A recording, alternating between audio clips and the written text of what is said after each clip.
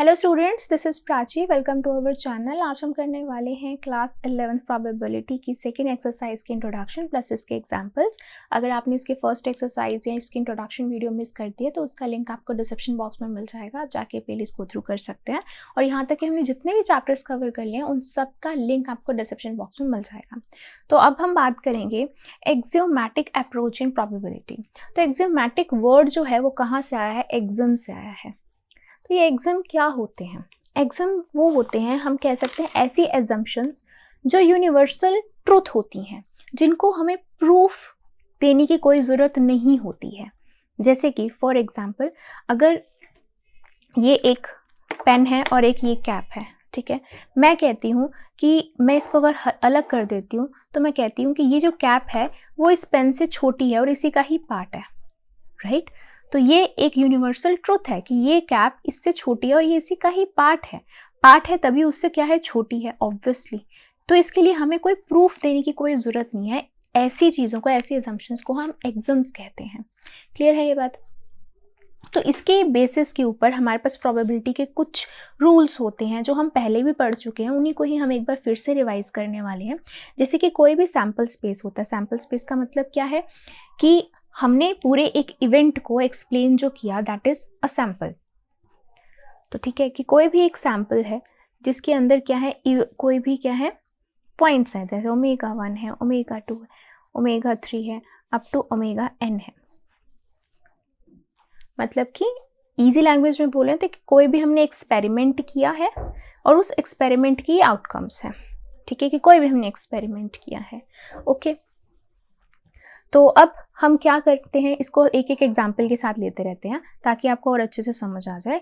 तो मान लो कि हमने एक डाई को थ्रो किया है, ठीक है, तो क्या हुआ, सैम्पल स्पेस क्या बनेगा? कुछ भी आ सकता है, 1 2 3 4 5 6, ठीक है। तो ये सैम्पल स्पेस, यहाँ पे हम एग्जाम्पल साथ के साथ चलाते रहेंगे। ओके, अब ये कुछ रूल्स कहती हैं। सबसे पहला रूल इसका क्या होता है कि इनमें से ये जो जितने भी इंडिविजुअल होते हैं, इन इंडिविजुअल्स को हम सैम्पल पॉइंट कहते हैं। These are called sample points, इन्हें हम सैम्पल पॉइंट्स कहते हैं। क्लियर है ये बात? ठीक है। अब आती है बात इनकी रूल्स की, जो हम पहले भी पढ़ चुके हैं। दैट इज की जो प्रोबेबिलिटी होती है किसी भी इवेंट की, वो हमेशा ग्रेटर देन इक्वल टू 0 होती है, ठीक है। और ये कोई भी सैम्पल पॉइंट की आई मतलब कि 1 2 अप टू n कोई भी हो सकता है, बट लेस देन इक्वल होती है 1 के।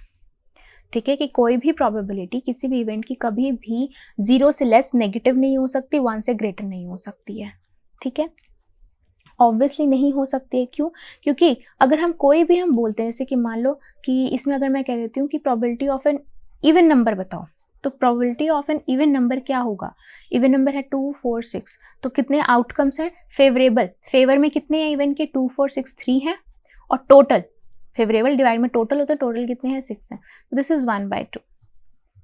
दैट मीन्स कि ये 0 नहीं हो सकता, यानी कि 0 हमने इसमें क्या बोलूँगी, मतलब 0 हो सकता है कि हाँ अ नंबर ग्रेटर देन 6, तो कोई भी नहीं है, 0/6 तो 0 हो सकती है, बट कभी भी नेगेटिव नहीं हो सकती है। ऑल्सो कभी भी 1 से ग्रेटर नहीं हो सकती है, 1 के इक्वल हो सकती है। 1 से ग्रेटर क्यों नहीं हो सकती? क्या कभी भी आपकी फेवरेबल आउटकम्स टोटल आउटकम से बड़ी हो सकती है? नहीं, हम हमेशा फेवरेबल आउटकम्स उठाते ही टोटल में से हैं, है ना। एक्सपेरिमेंट किया है उसी में से तो हम इवेंट्स उठाते हैं ना। So this is the first rule. Okay, अब सेकंड रूल, ये तो हम छोटे होते से ही पढ़ते आ रहे हैं, है ना। ऐसे ही सेकंड रूल क्या कहते हैं कि जितने भी हम इवेंट्स की अगर हम प्रोबेबिलिटी होती है, अगर हम उन सबका सम कर देते हैं तो उनका जो सम आता है वो 1 के इक्वल आता है। जैसे कि अब हमने एक का निकाल लिया इवेंट, तो इवेंट का एक और क्या बनता है? ऑड, है ना। दूसरा इवेंट क्या बनता है? ऑड। तो probability of an having odd क्या है? 1 5 1 3 5, अगेन 3/6। तो वो क्या कह रहे हैं, सभी इवेंट का, ये जो 2 इवेंट हमने पॉसिबल इवेंट उठाए हैं, इनका जो सम होगा वो 1 के इक्वल होगा। तो येस, 1/2 प्लस 1/2 इक्वल्स टू 1। ठीक है, ये भी हम छोटे होते से पढ़ते आ रहे हैं। नेक्स्ट आपका क्या बोलता है कि अगर हम मान लो कोई भी एक इवेंट उठाते हैं, कोई भी हमने इसके अंदर से एक इवेंट उठाया, ठीक है, जिसके अंदर से 1 2 3 यहाँ तक है, सिर्फ ओमेगा 1 है, ओमेगा 2 है, ओमेगा 3 है, सिर्फ ये 3 सैंपल्स आ रहे हैं। तो हम कह सकते हैं कि प्रोबेबिलिटी ऑफ ए जो होगी ना, वो किसके इक्वल होगी? Probability of omega 1 plus probability of omega 2 plus probability of omega 3 के इक्वल होगी, कि कोई भी हमने इसमें से उठाया है। जैसे कि हम मान लो इसी का ही एग्जांपल ले लेते हैं, इसमें से मैं कोई एक ए इवेंट उठा लेती हूँ। अब अगेन जैसे हम इनमें से उठा रहे हैं तो हम उठा लेते हैं इवेंट का उठा लेते हैं, ठीक है। तो इवेंट में क्या आएगा, इवेंट के अंदर आएगा 2 4 6 ये आएगा, ठीक है। तो प्रोबेबिलिटी ऑफ ए जो आई है वो 1/2 है, ठीक है। क्या हम इसको चेक करें कि बाकियों की इक्वल आ रही है, इधर से probability of A equals to probability of 2 plus probability of 4 plus probability of 6। तो 2 कितनी बार है, 1 टाइम है, तो ये हो जाएगा 1/6। 4 कितनी टाइम्स है, 4 1 टाइम है, 1/6। 6 भी 1/6, तो टोटल कितना हो गया, 3/6। कैंसिल होकर कितना आ गया, 1/2। तो देखा हमने कि इवन की प्रोबेबिलिटी भी टोटल 1/2 आ रही थी, यहाँ पर भी इन सब का सम भी कितना आ रहा है, 1/2 आ रहा है। तो ये कुछ रूल्स हैं जो हम वैसे भी छोटे होते से पढ़ते आ रहे हैं, बट इनको एक बार रिवाइज करना जरूरी था। इसी से रिलेटेड हमारे पास एक एग्जाम्पल है एनसीईआरटी में, वो एग्जाम्पल करते हैं 4th। तो एग्जाम्पल 4th क्या कह रहा है, let a sample space omega 1 omega 2 up to omega 6, which of the following assignments of the probability to each outcome are valid। तो अब इनमें से आपको बतानी है कि कौन सी वैलिड आउटकम्स है। तो आउटकम्स आपको दे रखी हैं 6 तक। तो पहला जो है वो क्या दे रखा है कि इसकी प्रोबेबिलिटी 1/6 है, इसकी भी, इसकी भी, इसकी भी और इसकी भी। क्या ये असाइनमेंट जो है वो पॉसिबल है, क्या वो वैलिड है? तो किस बेसिस पे हम बोलते हैं वैलिड है या नहीं है? क्या अभी अभी हमने रूल्स पढ़े हैं। कौन सा रूल पढ़ा है? सबसे पहले हमने रूल पढ़ा है कि probability greater than equal to 0 but less than equals to 1 होनी चाहिए, है ना। और क्या है, उन सब का जो सम होता है, ऑल प्रोबेबिलिटीज का जो सम होता है, चाहे इवेंट 1 है, चाहे प्रोबेबिलिटी ऑफ इवेंट 2 है, एंड जितने भी इवेंट है जैसे ओमेगा 1 ओमेगा 2 अप टू जितने भी ओमेगा n तक हैं, वो कितना होना चाहिए, उन सब का 1 होना चाहिए, है ना। और थर्ड रूल हमने अभी अभी क्या पढ़ा है, ये इसके अंदर तो चलो वैलिड नहीं हो रहा कि कोई भी एक उठा लो, इवेंट उठा लो, तो इसमें से तो हम कोई भी एक इवेंट नहीं, हमें तो पूरा का पूरा ही दे रखा है ना। तो इन्हीं के बेसिस पे, पहले तो इन दोनों के ही बेसिस पे हम क्या बताएंगे कि ए वैलिड है या नहीं है। तो सबसे पहले हर एक इवेंट जो है वो greater than 0 but less then 1 है, ठीक है। तो यस, हर एक की प्रोबेबिलिटी जो है वो क्या है, 0 से ग्रेटर है बट लेस देन 1 है, राइट। तो हम यहाँ लिख सकते हैं it is greater than 0 but it is less than 1, ठीक है। ऑल्सो सेकेंड के लिए, सेकेंड प्रोबेबिलिटी के लिए क्या हो जाएगा, इन सब का सम क्या 1 की इक्वल आ रहा है, तो देख लो 1/6 प्लस 1/6 6/6 आ गया, कैंसिल होकर कितना आ गया, 1। So yes, it is valid, it is valid, ठीक है। सेकेंड के लिए देखता, अब सेकेंड में क्या है, yes probability maximum to maximum 1 है और मिनिमम टू मिनिमम 0 है, और इन सबका सम जो है वो क्या आएगा, 1 भी आएगा। तो yes, it is also valid, ठीक है। नेक्स्ट सी में अगर हम देखें तो इनके असाइनमेंट में नोटिस करो कि हाँ नेगेटिव आ रहा है, नेगेटिव इज लेस देन 0। तो अगर नेगेटिव आ रहा है, it is already less than 0, that means हम सेकेंड वाले की तरफ तो जाएंगे ही नहीं, फर्स्ट रूल ही हमारा आउट हो गया, है ना, कि ये नेगेटिव नहीं हो सकते। तो this is not a valid assignment, ठीक है। नेक्स्ट देखो, यस इट इज, कोई भी नेगेटिव नहीं है, चलो ठीक है, लेस देन 0, ठीक है, sorry greater than 0 less than 1, but ये देखो it is greater than 1, 3/2 is 1.5 which is greater than 1, है ना। तो this is again a not valid because यहाँ पे प्रोबेबिलिटी ज़्यादा बड़ी आ रही है 1 से, जो करेक्ट नहीं होता, ठीक है। तो this is also not valid assignment. Last वाले को देखो, सभी के सभी 0 से बड़े हैं, लेस देन 1 है, करेक्ट। अब सेकंड के लिए क्या है, अब सेकंड क्या कहती है उसके लिए कि हमें चेक करना है कि इन सब का जो सम है कि क्या वो 1 की इक्वल आ रहा है। तो चेक कर लेते हैं क्या इन सब का सम 1 की इक्वल आ रहा है, तो हम देख लेते हैं। तो ई के लिए हम चेक कर रहे हैं, so this is 0.1 plus 0.2 plus 0.3 plus 0.4 0.5 plus 0.6, इन सब का सम 2.1 आ रहा है, तो which is greater than 1। This is not possible क्योंकि इन सब का सम मैक्सिमम टू मैक्सिमम 1 आ सकता है। This is also not a valid assignment. Clear है ये बात। तो ये था आपका एग्जाम्पल 4th जो बिल्कुल स्टार्टिंग के बेसिस के ऊपर बेस्ड था। अब हम बात करते हैं प्रोबेबिलिटी ऑफ एन इवेंट की। तो किसी भी प्रोबेबिलिटी ऑफ इवेंट के लिए सबसे पहले आपके पास एक्सपेरिमेंट होता है। एक्सपेरिमेंट को आप सैम्पल स्पेस कहते हैं, ठीक है। उस सैम्पल स्पेस से आप क्या निकालते हैं, इवेंट निकालते हैं। फिर इवेंट से उस इवेंट की क्या निकालते हो, प्रोबेबिलिटी निकालते हो, राइट।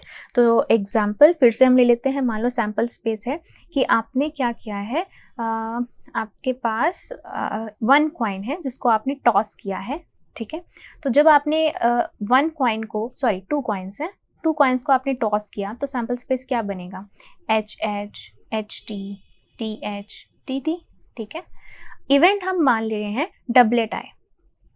डबलेट का मतलब क्या होता है, 2, ठीक है। तो एच एच या फिर टी टी आए। तो प्रोबेबिलिटी ऑफ इवेंट, कौन सा इवेंट डबलेट आए, वो कितनी है, 2 और टोटल में कितने हैं, 4, यानी कि this is called favourable outcomes, ठीक है। एंड डिवाइड में टोटल पॉसिबल आउटकम, ठीक है। ये तो हम छोटे होते से करते आ रहे हैं। तो ये सिर्फ एक रिकॉल करने का मेथड था कि ये अब again this probability is greater than 0 but less then 1 possible, ठीक है। ओके, तो ये होता है प्रोबेबिलिटी ऑफ एन इवेंट। अब हम डिफरेंट टाइप के इवेंट्स की बात करते हैं, जैसे कि हम बात करेंगे probability of equally likely events की।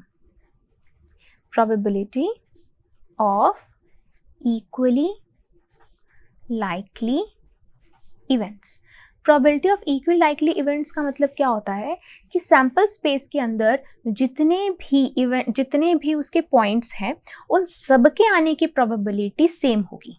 जैसे कि एग्जाम्पल, एक हमने डाई को थ्रो करा तो उसका सैम्पल स्पेस क्या बनेगा, 1 2 3 4 5 6, ठीक है।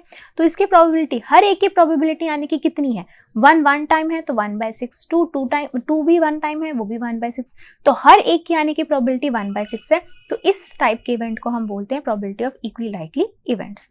एग्जाम्पल एक और ले लेते हैं। मान लो कोई आपके पास सैम्पल स्पेस ऐसा है 1 2 2 3 4 4 9। तो अब यहाँ पर देखो हर एक के आने की प्रोबेबिलिटी सेम नहीं है। 1 तो 1 2 3 4 5 6 7 तो 1/7 है, 3 1/7 है, 9 1/7 है, लेकिन 2 टाइम्स है तो 2/7, 4 2 टाइम्स है तो 2/7। तो ये जो है इक्वली लाइकली इवेंट नहीं है। तो ऐसे ही डिफरेंट इवेंट की बात करते हैं। नेक्स्ट इवेंट आता है प्रोबेबिलिटी ऑफ ए और बी, यानी कि ए के सैम्पल स्पेस से आपने 2 इवेंट्स निकाले हैं और उनकी प्रोबेबिलिटी निकालनी है। तो this is probability of event A और बी। ए और बी का मतलब क्या होता है, और का मतलब होता है यूनियन, ठीक है, याद आना चाहिए आपको, यूनियन, ठीक है। तो अब इसको हम कैसे समझ सकते हैं, मान लो अगेन मैं एक सैम्पल स्पेस लेती हूँ, अगेन डाई का ही 1 2 3 4 5 6, ठीक है। ए इवेंट मैं ले लेती हूँ इवन नंबर्स का, तो इवन नंबर्स में हो गए 2 4 6। बी इवेंट मैं ले लेती हूँ ऑड नंबर्स का, वो हो गए 1 3 5। अब मुझे निकालनी है probability of A union B की निकालनी है। तो ये कैसे निकल सकता है, इसको आप with the help of Venn diagram भी देख सकते हो। ये पूरा का पूरा सैम्पल स्पेस हो गया। दिस इज ए जिसके अंदर है 2 4 और 6 नंबर्स हैं, और ये हो गया बी जिसके अंदर है 1 3 5। और ये दूर दूर है क्योंकि इनके बीच में कुछ भी कॉमन नहीं है, कुछ भी कॉमन नहीं है ना। अगर इनमें कुछ कॉमन होता तो हम एक दूसरे के ऊपर इसके ऊपर लाई करवाते, कुछ ना कुछ, इंटरसेक्शन में तो कुछ है ही नहीं, ठीक है। तो प्रोबेबिलिटी ऑफ ये पूरा का पूरा क्या हो जाती है कि जब हम प्रोबेबिलिटी ऑफ ए निकाले प्लस प्रोबेबिलिटी ऑफ बी कर दें, ठीक है। तो देखो क्या हो जाएगा, ये कितनी है 3, तो 3/6, ये भी कितनी है 3/6, तो ये हो जाएगा 3/6 plus 3/6 that is 6/6 which is equals to 1। ये कब है, जब इनके बीच में कुछ भी कॉमन नहीं है। तो हम ये लिखेंगे कि व्हेन ए इंटरसेक्शन बी कुछ भी नहीं है, 5 है। तो ये है इसका पहला फॉर्मूला। क्लियर है ये बात, ठीक है, कि प्रोबेबिलिटी ऑफ इवेंट ए और बी, ए और बी में सबसे पहले हमने ये देख लिया कि उन दोनों के बीच में कुछ भी कॉमन नहीं है, ठीक है। अब दूसरा ही केस यहाँ पे देख लेते हैं। मान लो कि when A intersection B is not equal to 5, यानी कि उनके बीच में कुछ ना कुछ कॉमन है। इसको वेन डायग्राम से समझते हैं, ठीक है। मान लो इनके बीच में कुछ ना कुछ कॉमन है, ये है और ये है, ठीक है। अब इसके अंदर कुछ ना कुछ कॉमन है, इसको एग्जाम्पल लो, इसी में ही एग्जाम्पल ले लेते हैं। मान लो ए आपने ले लिया इवन, ठीक है, जिसके अंदर है 2 4 6, और बी आपने ले लिया ग्रेटर देन 4, ग्रेटर देन 4। तो ग्रेटर देन 4 में क्या आएगा, 5, 6 ये आएगा, ठीक है। तो यानी कि ये है 2, 4 और 6, और यहाँ पे है 5 एंड 6, तो ये हो गया 2, 4 और 6 यहाँ पे आ जाएगा। और ये बी, ये ए है और ये बी, बी में क्या है 5 और 6, 6 इसका भी यहाँ पे आ जाएगी, यानी कि 6 2 बार आ गया, है ना। तो यानी कि हमें यहाँ पे एक बार क्या करना पड़ेगा, इसकी प्रोबेबिलिटी के लिए क्या निकालना पड़ेगा, प्रोबेबिलिटी ऑफ ए तो ठीक है प्लस प्रोबेबिलिटी ऑफ बी भी ठीक है, बट इनके अंदर 6 2 टाइम्स आ रहा है, मुझे तो 6 एक ही बार चाहिए ना, इनका इंटरसेक्शन में एक ही बार चाहिए ना, तो इसमें से माइनस करना पड़ेगा क्या, इनके इंटरसेक्शन की प्रोबेबिलिटी, कि वो मुझे एक ही बार चाहिए, ये 2 बार नहीं हो सकता, तो यहाँ पर 6 मुझे एक ही बार चाहिए। तो this is the formula and this is very important formula, कि जब उनके बीच का इंटरसेक्शन कुछ ना कुछ है, खाली नहीं है, उनके बीच में कुछ कॉमन है, ठीक है। मोस्टली 90% ऑफ द टाइम आपको ये फॉर्मूला यूज करना होता है। और वैसे भी देखो, अगर आप ये फॉर्मूला यूज करोगे तो इसको याद करने की भी जरूरत नहीं पड़ेगी, क्यों, क्योंकि अगर मान लो दोनों में कुछ कॉमन ही नहीं है, तो अगर मैं यहाँ पर -PA इंटरसेक्शन बी भी लगा देती हूँ, जब इंटरसेक्शन है ही नहीं तो आप यहाँ पर भी तो क्या पुट करोगे, 0 ही तो पुट करोगे आप यहाँ पे भी, तो राइट। तो मेनली आपको ये फॉर्मूला याद रखना है, this is very important formula, कि कभी भी आपने probability of A union B निकालनी है तो आपने ये फॉर्मूला याद रखना है, ठीक है। तो अब नेक्स्ट आपके पास आता है probability of event not a, ठीक है। तो क्या होगा, तो अगर मान लो अगेन सैम्पल स्पेस है आपके पास 1 2 3 4 5 6, ठीक है, एंड ए क्या है, ए मान लेते हैं हम इवन है, ठीक है। तो इवन में क्या होगा 2 4 6, नॉट ए, नॉट ए का मतलब ए कॉम्प्लीमेंट, तो ए कॉम्प्लीमेंट यानी कि इवन नहीं है तो ऑड है, ठीक है। तो क्या होगा 2 4 6 को छोड़ के बाकी जो बच गए वो 1 3 5, ठीक है। तो ये हम हमेशा कैसे निकालते हैं, this is always like probability of occurring A plus probability of not occurring event A is equal to 1 होता है हमेशा, कि प्रोबेबिलिटी कि हो रहा है प्लस प्रोबेबिलिटी नहीं हो रहा है, उन दोनों का सम 1 के इक्वल होता है। तो probability of not occurring an event is always equals to 1 minus probability of occurring an event. तो ये चीज़ हो जाती है, ठीक है। तो यहाँ पे भी आप ये चीज़ नोटिस करोगे, इसकी क्या है प्रोबेबिलिटी ऑफ ए क्या है 3/6 दैट इज 1/2, इसकी भी कितनी है 3/6 दैट इज 1/2, ठीक है। तो इसमें से 1 में से 1/2 माइनस करेंगे तो भी कितना आएगा 1/2 आएगा। क्लियर है ये बात। अब यहाँ पे एक एक्स्ट्रा चीज़ मैं आपको बता देती हूँ जो आपके आगे भी यूज होगी, हम उसे बोलते हैं D Morgan's law. D Morgan's law. अब ये डी मॉर्गन्स लॉ क्या कहता है कि अगर मान लो आपने कभी भी not E intersection not F निकालना है, मैं ए बी नहीं यूज़ कर रही हूँ ताकि आप डी मॉर्गन से आप इसको अलग से समझ सको, सिर्फ इसीलिए। तो इसके लिए आपके लिए कितना डिफिकल्ट हो जाएगा कि पहले आपको क्या निकालना पड़ेगा, ई कॉम्प्लीमेंट, सैम्पल स्पेस में से आपको पहले ई माइनस करना पड़ेगा, फिर सैम्पल स्पेस में से आपको पहले एफ माइनस करना पड़ेगा, तब आपका एफ कॉम्प्लीमेंट आएगा, फिर उन दोनों को क्या करना पड़ेगा, आपका इंटरसेक्शन करना पड़ेगा, है ना। तो वो बहुत लंबा मैथड पड़ा जाता है। तो उसके बजाय डी मॉर्गन ने बोला कि आप एक काम करो, आप ई यूनियन एफ करो और उसका कॉम्प्लीमेंट कर दो, these both are equal, these both are equal, ठीक है। अब इसको समझो कैसे, वेन डायग्राम से समझते हैं, ठीक है। मान लेते हैं अब आपके पास कोई भी ई है और कोई भी एफ है, ठीक है। पहले मैं इसको दोनों को बना लेती हूँ, ये चीज बना लेते हैं हम, this is E, this is F, this is E intersection F, और ये क्या होता है, ये सब इनका कॉम्प्लीमेंट होता है, माइनस होता है इनका, है ना। ओके, तो देखो ई कॉम्प्लीमेंट क्या हुआ, ये सारा पोर्शन, ये इस वाले को छोड़ के सारा पोर्शन, एफ कॉम्प्लीमेंट क्या हुआ कि इस वाले को छोड़ के सारा का सारा पोर्शन, और इनका इंटरसेक्शन क्या हो गया, यानी कि इन सबको छोड़ के ये जो खाली स्पेस है ये वाला पोर्शन हो गया। समझ आ रही है आपको, ठीक है। सिमिलरली इसको अगर मैं देखती हूँ, ये क्या बनेगा, इसका क्या वेन डायग्राम बनेगा, इसमें से देख लो, ये ई है और ये एफ है, ठीक है। अब देखो E union F, E union F क्या हो गया, ये अंदर का सारा पार्ट है ना, ये गोले गोले वाला सारा पार्ट, उसका कॉम्प्लीमेंट यानी कि गोले गोला पार्ट छोड़ दो, तो यानी कि ये पोर्शन बचा सारा का सारा, तो दोनों क्या होते हैं, सेम मतलब होता है इनका। ठीक है, तो ऐसे ही एक तो ये है लॉ। सेकंड लॉ क्या कहता है इसका, अगर आपने इनका यूनियन निकालना है, not E union not F निकालना है, तो वो इसका बिल्कुल उल्टा हो जाएगा कि आप इसका इंटरसेक्शन निकाल दो और उसका क्या कर दोगे, कॉम्प्लीमेंट कर दोगे। अब इसको भी वेन डायग्राम से बना लेते हैं। मान लो ये है और ये है, ई और एफ है, तो ई कॉम्प्लीमेंट क्या हुआ, सिर्फ इतने से पोर्शन को, ये सारा का सारा पोर्शन हो गया।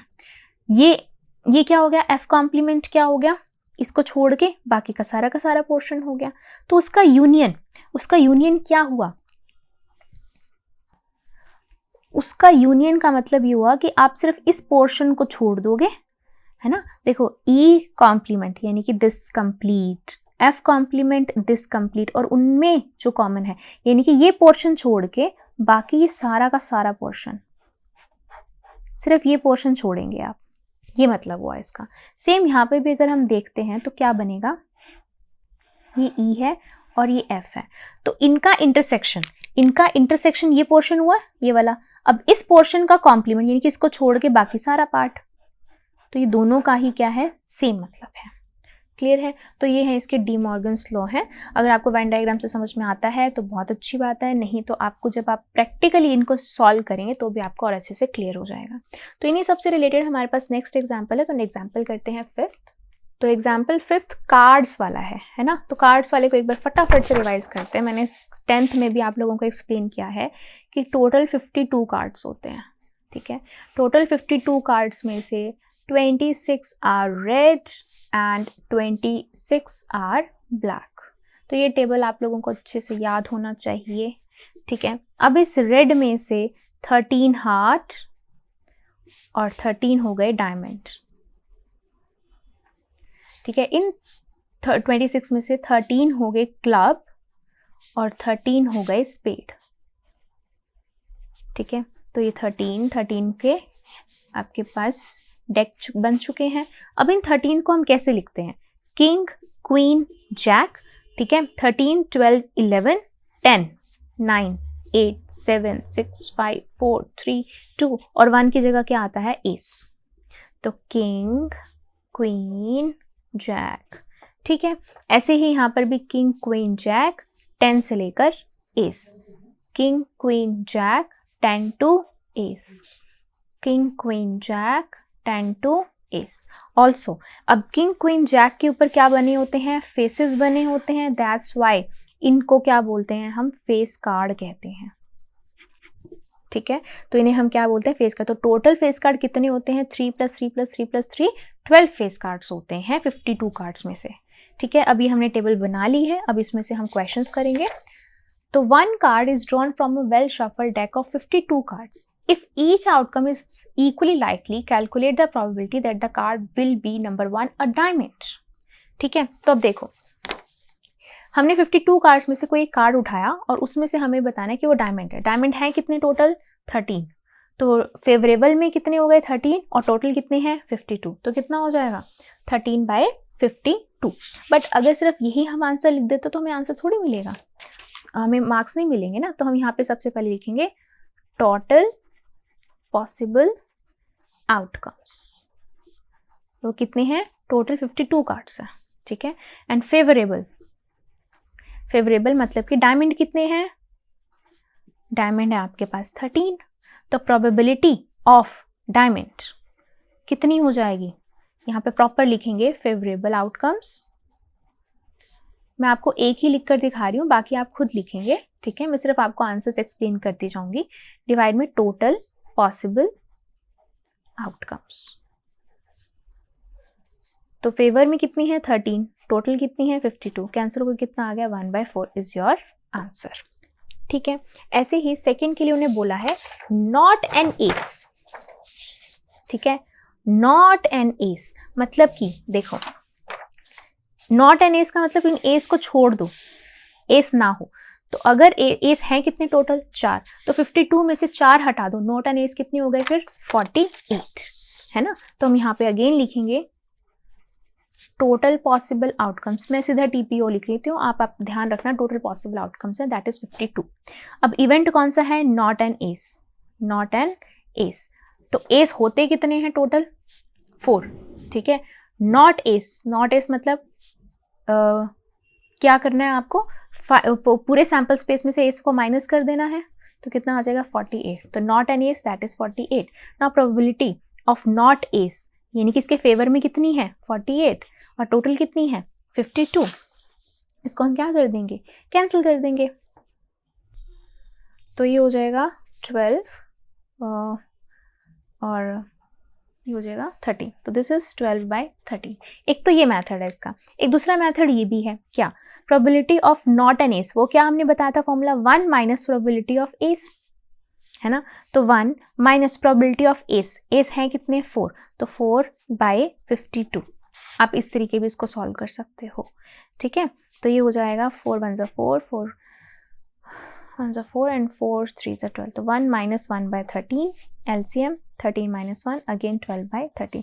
तो आप इसको इस मेथड से भी कर सकते हैं, आप इसको इस मेथड से भी कर सकते हैं, बट आई विल सजेस्ट आप ये मेथड यूज़ करना, क्योंकि जो एग्ज़ाम्स में वो क्या देखते हैं कि बच्चों को कितनी नॉलेज है, ठीक है। तो अगर ये लगा दोगे तो एग्जामिनर खुश हो जाएगा कि हाँ बच्चा पढ़ के आया, ठीक है। दिस इज़ प्रैक्टिकल नॉलेज, ये आपकी बुकिश वाली हो गई थोड़ी सी, ठीक है। तो जैसे आपको सही लगे उस टाइम पे जैसा दिमाग चल रहा हो वैसा आप कर देना, ओके। नेक्स्ट क्या है? A black card that is a club और spade. A black card that is club और स्पेड। तो ब्लैक होते कितने हैं? 26 होते हैं। फेवर में कितने हो गए? 26। टोटल कितने हो गए? 52। तो क्या आ जाएगा? 26/52। तो हम डायरेक्ट यहाँ पे लिख देते हैं, आप प्रॉपर लिख देना टोटल पॉसिबल आउटकम्स, फेवर में कितनी है। तो मैं यहाँ पे डायरेक्ट लिख रही हूँ probability of black card. Black के फेवर में कितने हैं? टोटल कितने हैं? कैंसिल होके आ गया 1/2, ठीक है। ऐसे ही फोर्थ देखो, not a diamond. Not a diamond, तो अब देखो डायमंड है कितने? 13। तो नॉट अ डायमंड यानी कि 52 में से 13 हटा दो, ठीक है। तो 52 में से अगर मैं 13 हटा देती हूँ तो कितना आएगा? तो 52 माइनस 13 कितना हो जाएगा? 39 हो जाएगा, ठीक है। तो आप इसको क्या लिख सकते हो कि probability of not a diamond, not a diamond. तो डायमंड कितने नहीं है? 39 डायमंड्स नहीं है आउट ऑफ 52। तो कैंसिल कर देंगे, 13 3 ज़ा 13 4 ज़ा 52। आप ऐसे भी कर सकते हो। अगेन नॉट के लिए हम क्या लगाते हैं? Probability of getting a diamond plus probability of not getting a diamond equals to 1. So we have to calculate probability of not getting a diamond, which is equal to 1 minus probability of getting a diamond. तो 1 minus probability of getting a diamond, तो diamond कितने हैं? 13। तो 13/52 हो जाएगा। तो आप इसको ऐसे भी कैलकुलेट कर सकते हो। तो this will be equal to 1/4। तो 1 minus 1/4 LCM 4 minus 1 again 3/4, which is an alternative way, ठीक है। तो अगेन हमने यहाँ पे क्या लगाया है? फॉर्मूला लगाया। तो आप दोनों मेथड से कर सकते हो। लास्ट आता है not a black card. Black card ना हो, तो अगर ब्लैक नहीं होगा तो क्या होगा? रेड होगा ना। Not a black that is red. तो यानी कि अगेन कितने हैं? नॉट अ ब्लैक कितने हैं? 26 है। तो प्रोबेबिलिटी ऑफ नॉट ब्लैक कितनी हो जाएगी? 26 बाय टोटल 52, अगेन कितना होगा? 1/2, ठीक है। तो ये था आपका एग्जाम्पल 5th, जो पूरा का पूरा कार्ड्स के ऊपर बेस है। आई होप आपने स्क्रीनशॉट ले लिया होगा इस टेबल का, नहीं लिया तो टेक अ स्क्रीनशॉट, ताकि आप इसको ध्यान में रख के कोई भी आप अपना आंसर दे सकते हैं। तो ये था एग्जाम्पल 5th। चलिए करते हैं एग्जाम्पल 6th। सो अब एग्जाम्पल 6 क्या कह रहा है? A bag contains 9 disc of which 4 are red, 3 are blue, 2 are yellow. Discs are similar in shape and size. A disc is drawn at the random from the bag. Calculate the probability that it will be a red. तो हम मान लेते हैं total कितनी है? Total possible outcomes. हम direct अपने ही काम पे जाएंगे, ठीक है। तो टोटल पॉसिबल आउटकम्स कितनी है? 9। उसमें से रेड तो हम R बता देते हैं। रेड कितनी है? 4। एंड ब्लू के लिए हम लगा देते हैं B। ब्लू कितनी है? 3। येलो के लिए हम लगा लेंगे Y, तो वो कितनी है? 2। तो देखो 4 + 3 7 + 2 हो गई ना टोटल 9, ठीक है। Now first one, probability of red, ठीक है। तो फेवरेबल आउटकम्स डिवाइड में टोटल पॉसिबल। फेवर में कितनी है? 4, टोटल कितनी है? 9, ठीक है। अगेन येलो, तो probability of getting a yellow, तो येलो के फेवर में कितनी है 2, टोटल कितनी है 9. Next probability of blue, blue कितनी है 3, ब्लू के फेवर में 3 एंड टोटल कितनी है 9. ठीक है. फोर्थ प्रोबेबिलिटी ऑफ, इसको आप कैंसिल भी कर सकते हो, totally up to you. Not blue, not blue, अब ध्यान देखो, नॉट ब्लू मतलब कि रेड या फिर येलो, तो कितनी होगी 4 + 2 6/9. इसको आप कैसे कर सकते हो, प्रोबेबिलिटी ऑफ नॉट ब्लू, तो बी डैश हो जाएगा which is equal to 1 minus probability of blue. तो 1 माइनस प्रोबेबिलिटी ऑफ ब्लू आपने कितनी निकाली है 1/3, तो ये हो जाएगा 3 - 1 विच इज इक्वल टू 2/3. तो अगर आप इसको ऐसे नहीं करते, ऐसे करते, अगर नॉट ब्लू है दैट मीन्स रेड या येलो हुई, 4 + 2 6/9 अगेन 2/3, आप ऐसे भी कर सकते थे, राइट. तो ये था इसका फोर्थ पार्ट. अब फिफ्थ पार्ट में क्या कह रहा है, ईदर रेड और ब्लू, या तो रेड हो जाए या ब्लू हो जाए. ठीक है. तो प्रोबेबिलिटी ऑफ ईदर रेड और ब्लू, और का मतलब क्या होता है, यानी कि यूनियन होता है. Probability of red union probability of blue, है ना, ऐसे होता है, रेड यूनियन ब्लू. ठीक है. तो ये क्या होगा, probability of red plus probability of blue. ठीक है. ये किसके लिए था, जब उनमें कोई इंटरसेक्शन नहीं है, तो कॉमन तो कुछ नहीं है, रेड वाली ब्लू थोड़ी हो सकती है, है ना. तो प्रोबेबिलिटी ऑफ रेड कितनी आई थी 4/9, प्रोबेबिलिटी ऑफ ब्लू कितनी आई थी 3/9, तो ये क्या हो जाएगा total 7/9. This is the answer. Clear है ये बात. ठीक है. तो ये था आपका एग्जाम्पल 6. चलिए करते हैं example 7. So example 7 is important, ध्यान से देखेंगे इसको. 2 students Anil and Ashima appeared in examination. Probability that Anil will qualify the exam is 0.05 and that the Ashima will qualify the exam is 0.10. The probability that both will qualify the exam is 0.02. Find the probability that number 1 both will not qualify, number 2 at least one of them will not qualify, number 3 only one of them will qualify. ठीक है. तो कोई एक exam हो रहा है, 2 student उसके अंदर पार्टिसिपेट कर रहे हैं कि प्रोबेबिलिटी अनिल जो है वो क्वालिफाई कर जाएगा. ठीक है. वो कितनी है 0.05. प्रोबेबिलिटी, अच्छा अब दोनों ही अनिल है, ए से है ना, तो यहाँ पे प्रॉपर मैं नाम लिख देती हूँ अनिल. ठीक है. यहाँ पे हम प्रोबेबिलिटी पूरी लिख देते हैं आशिमा, तो वो कितनी है 0.10 है. ठीक है.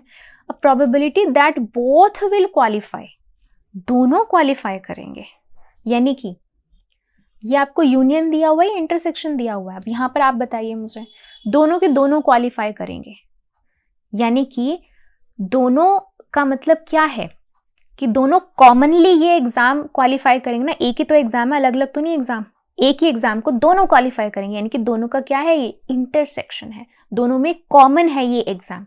तो प्रोबेबिलिटी ऑफ अनिल, ठीक है, इंटरसेक्शन आशिमा, वो आपको कितनी दे रखी है 0.02 दे रखी है. ठीक है.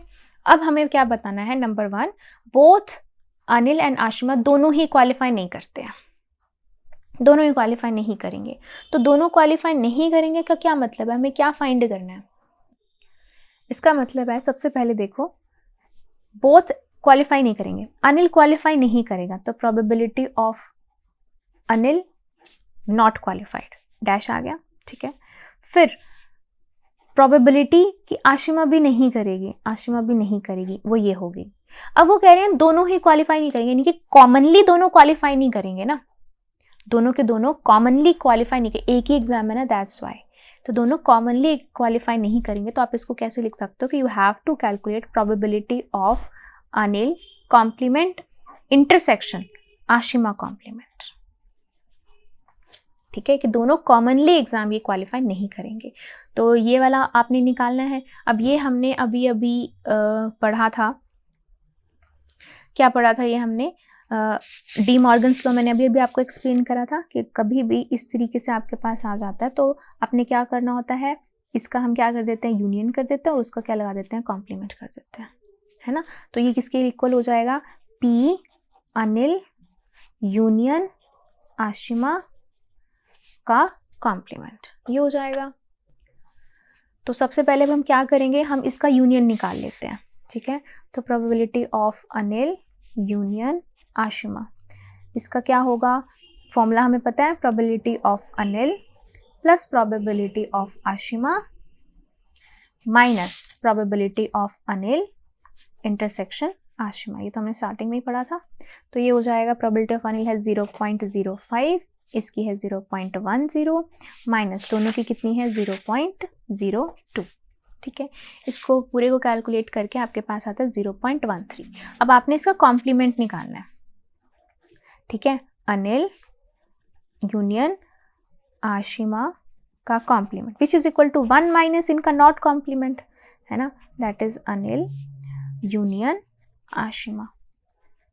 तो ये हो जाएगा 1 minus 0.13 which is equal to 0.87, और ये किसके इक्वल है, इसके इक्वल है कि probability of Anil complement intersection Ashima complement, ठीक है।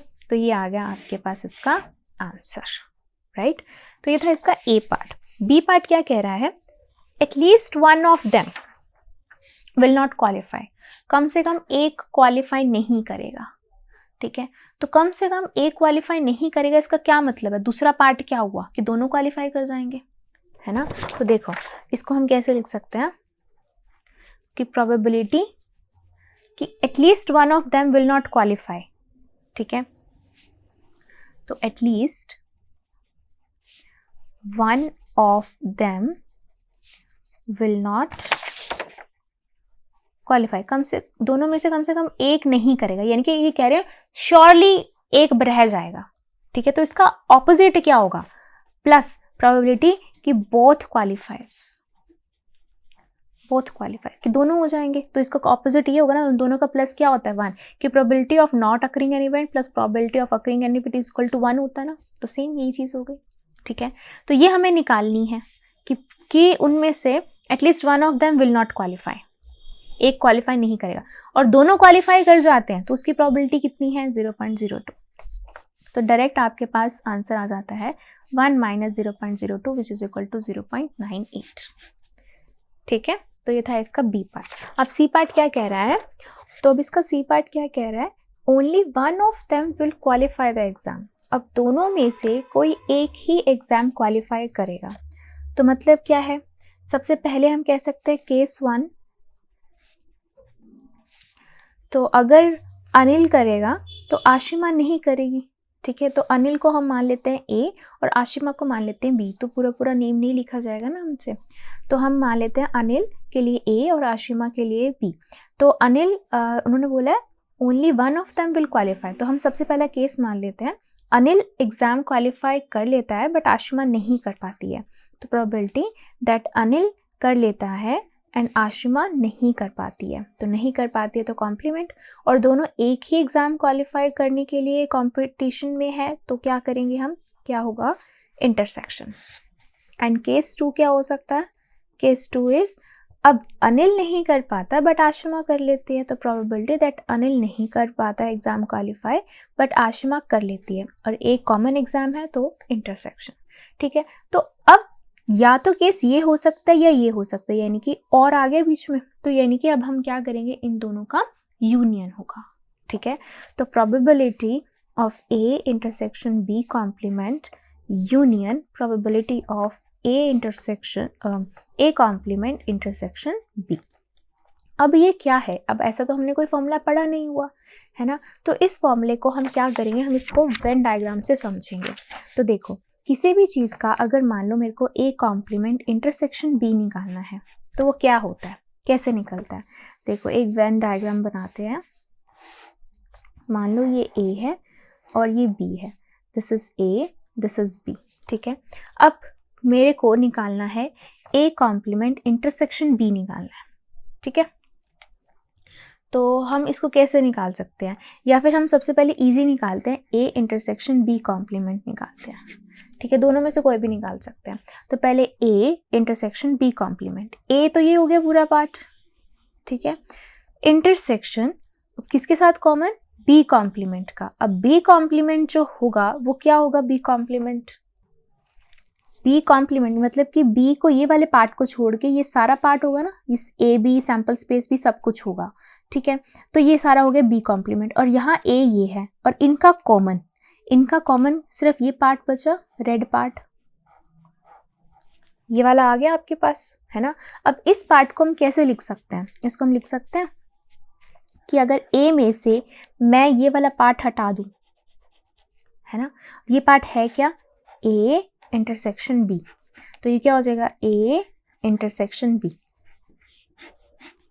क्लियर है, ये किसका आया है, आपके पास किसका आया है, ये ए इंटरसेक्शन बी कॉम्प्लीमेंट का आंसर आ गया कि ए में से हम अगर माइनस कर देते हैं, क्या हटा देते हैं, उसका इंटरसेक्शन हटा देते हैं।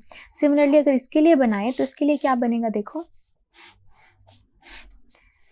ए and B, this is A, this is B.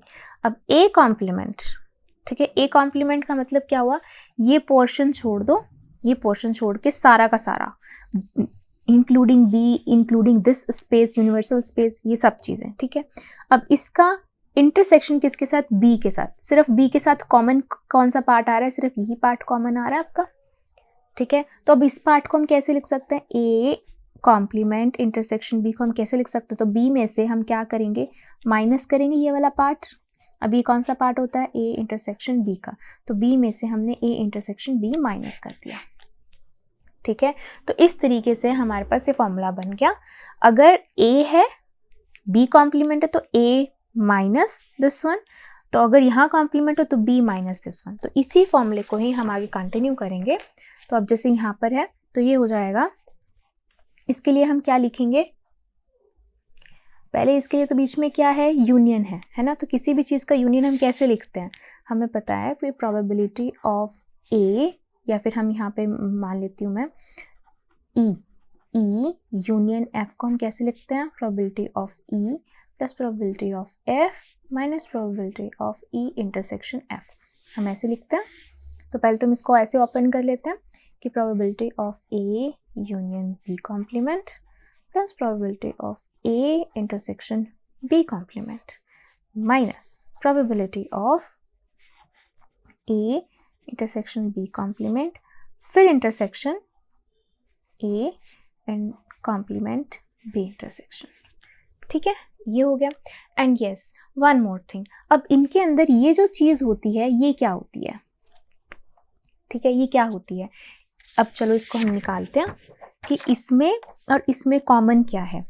अब देखो इसके अंदर और इसके अंदर कॉमन क्या है, तो देखो इसका ये वेन डायग्राम है, इसका ये वेन डायग्राम है, इनमें तो कुछ भी कॉमन नहीं है, ये पूरा का पूरा ए आ रहा है, ये पूरा का पूरा इस साइड का बी आ रहा है, तो इनमें कुछ भी कॉमन नहीं है, यानी कि इसका इंटरसेक्शन फाई होता है।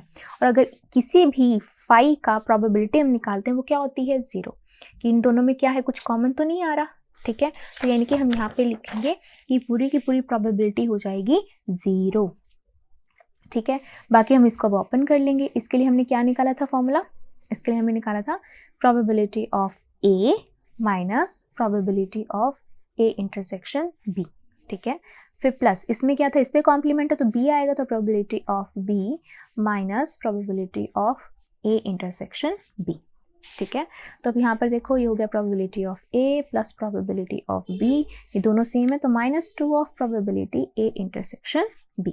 प्रोबेबिलिटी ऑफ ए हमने अनिल मानी थी 0.05, प्रोबेबिलिटी ऑफ बी हमने आशिमा मानी थी -2, और इन दोनों का इंटरसेक्शन 0.02, ठीक है। तो इसको प्लस कर देंगे, ये हो जाएगा 0.15 माइनस 0.04, ओके। तो इसमें से इसको माइनस करेंगे तो 0.11, दिस इज योर आंसर, ठीक है। तो ये था आपका एग्जाम्पल नंबर 7th। एंड अब करते हैं example number 8th। Example number 8 क्या कह रहा है, a committee of 2 persons is selected from 2 men and 2 women, ठीक है। What is the probability that the committee will have number 1 no men, number 2 1 man and number 3 2 men, ठीक है। तो एक कमेटी को हमने सिलेक्ट करना है, तो उसमें क्या है, 2 persons को सिलेक्ट करना है जिसमें से 2 men है और 2 women है।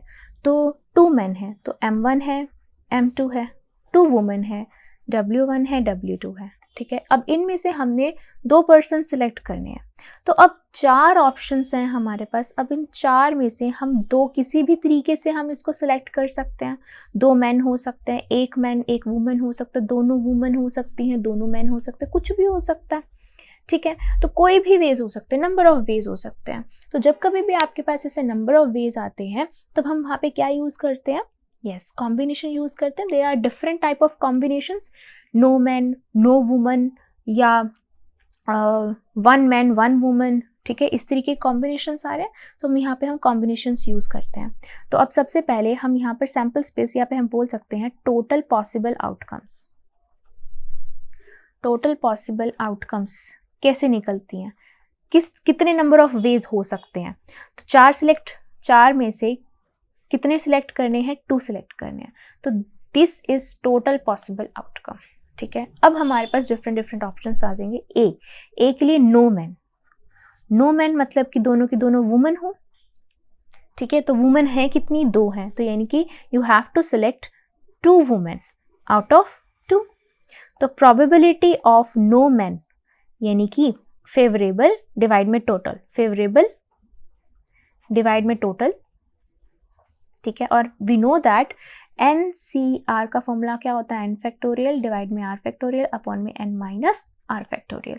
ये हमने पहले पढ़ रखा है, ठीक है। इसी को ही हम आगे कंटिन्यू करेंगे। So this is 2 factorial upon में 2 फैक्टोरियल एंड 2 माइनस 2 फैक्टोरियल। यहाँ पे 4 फैक्टोरियल, 2 फैक्टोरियल, 4 माइनस 2 फैक्टोरियल।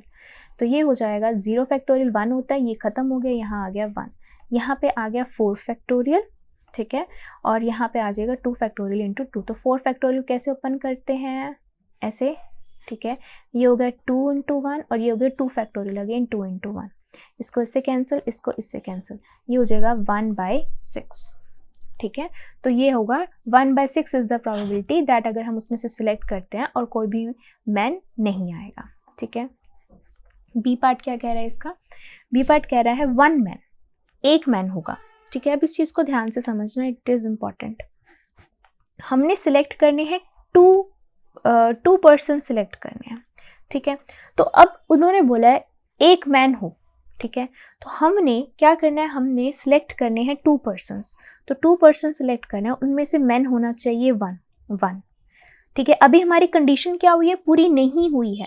जब हमारे पास कंडीशन पूरी नहीं होती है तो हम बीच में क्या लगाते हैं, मल्टीप्लाई। ये याद रखना, मैंने परम्यूटेशन कॉम्बिनेशन में आपको बहुत अच्छे से एक्सप्लेन किया था कि कहाँ हम बीच में मल्टीप्लाई लगाते हैं, कहाँ प्लस, क्योंकि बच्चों को बहुत कन्फ्यूज़न होता है, ठीक है। तो वहाँ पर जहाँ पर हमारी कंडीशन अभी तक पूरी नहीं हुई पाती है, देखो 2 मैन में से 1 मैन आएगा, अब 2 वुमेन में से 1 वुमन आएगी, तभी तो टोटल दोनों के दोनों पर्सन सिलेक्ट हो जाएंगे ना, 2 पर्सन। तो पूरी कंडीशन तब आ रही है ना आपके पास, 2 पर्सन सिलेक्ट हो रहे हैं, तो बीच में हम क्या लगाते हैं, मल्टीप्लाई लगाते हैं, ठीक है। तो इस तरीके से हम इसे सॉल्व करेंगे।